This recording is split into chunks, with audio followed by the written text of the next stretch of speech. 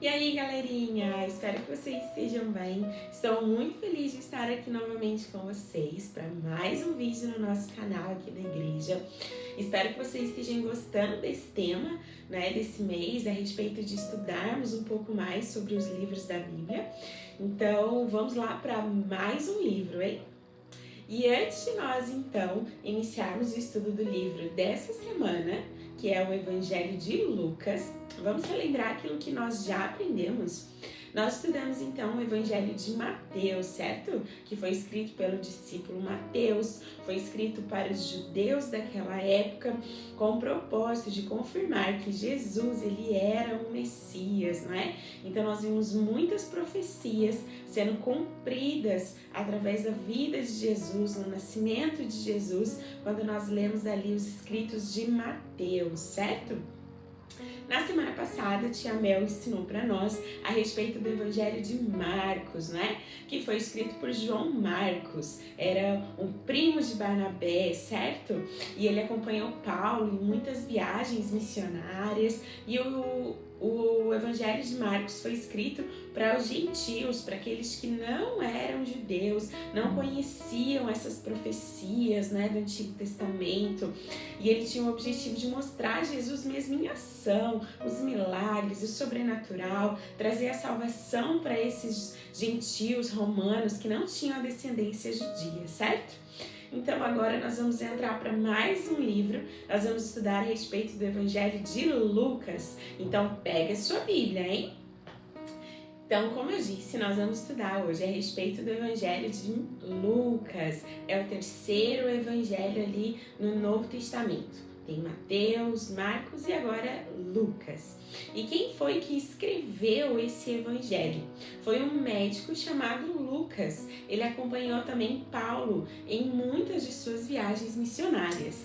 E Lucas escreveu esse evangelho para Teófilo. Lá no início do Evangelho de Lucas, nós vemos ele endereçando, escrevendo essa carta para Teófilo. E Teófilo, se ele não era cristão, ele com certeza tinha recebido orientações a respeito da fé cristã. E ele tinha algumas dúvidas, principalmente com questões relacionadas à origem judaica, aos costumes judeus. E Lucas, então, escreve esse evangelho, essa carta para Teófilo, para reafirmar a esperança dele e para confirmar a obra de Deus através da história por intermédio de Jesus. Mas também nós podemos colocar Teófilo como sendo a igreja, como sendo as pessoas, os crentes, aqueles que acreditavam em Jesus. Por quê? O significado da palavra Teófilo é amigo de Deus.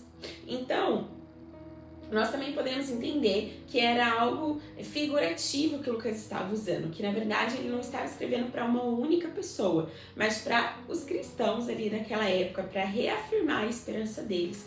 E o objetivo de Lucas foi escrever então uma história cronológica, O propósito de Lucas ao escrever esse evangelho era mostrar Jesus de uma forma mais humana e por isso ele usava muito o termo filho do homem.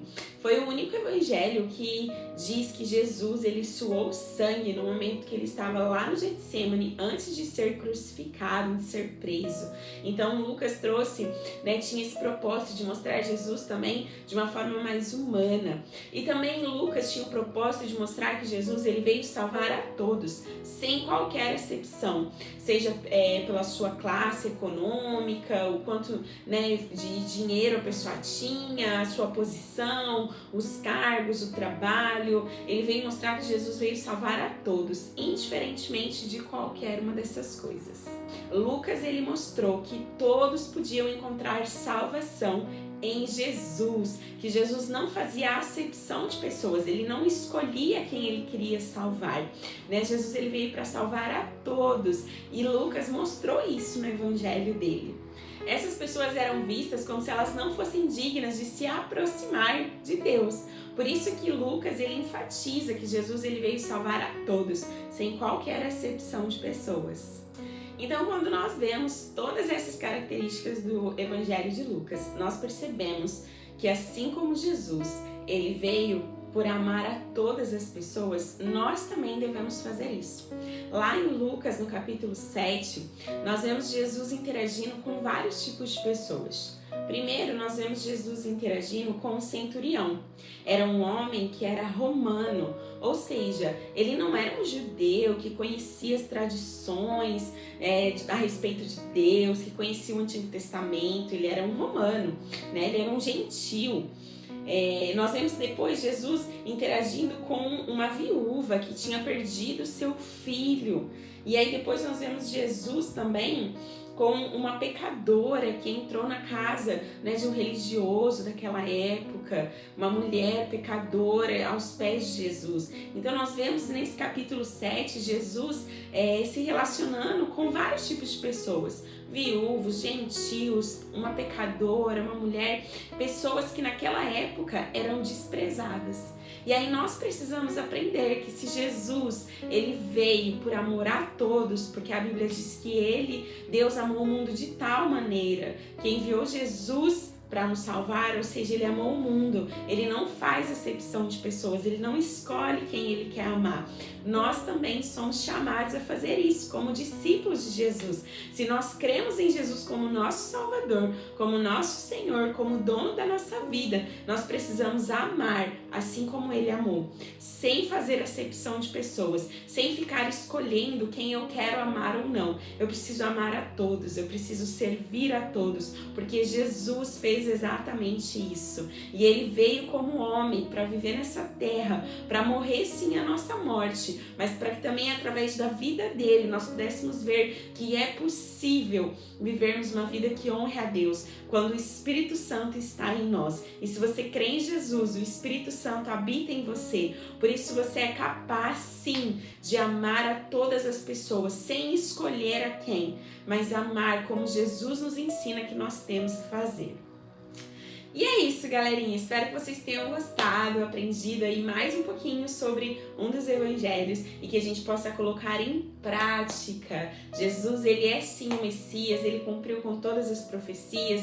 Jesus, ele faz sim milagres, prodígios, sinais. Ele é o nosso Salvador e ele ama a todos. Ele não faz acepção de pessoas, por isso nós também devemos agir dessa maneira e amar dessa maneira, tá bem? Então fica ligadinho aí com os próximos vídeos, tá bem? Não perde para que você possa aprender mais da Bíblia, porque a Bíblia é a palavra de Deus e nossa vida precisa ser totalmente dirigida pelo que a Bíblia nos ensina. E por isso que é tão importante nós lermos a nossa Bíblia, estudarmos a nossa Bíblia. Então não deixe de fazer isso, hein? Então a gente se vê no próximo vídeo aí. Um beijo, tchau, tchau!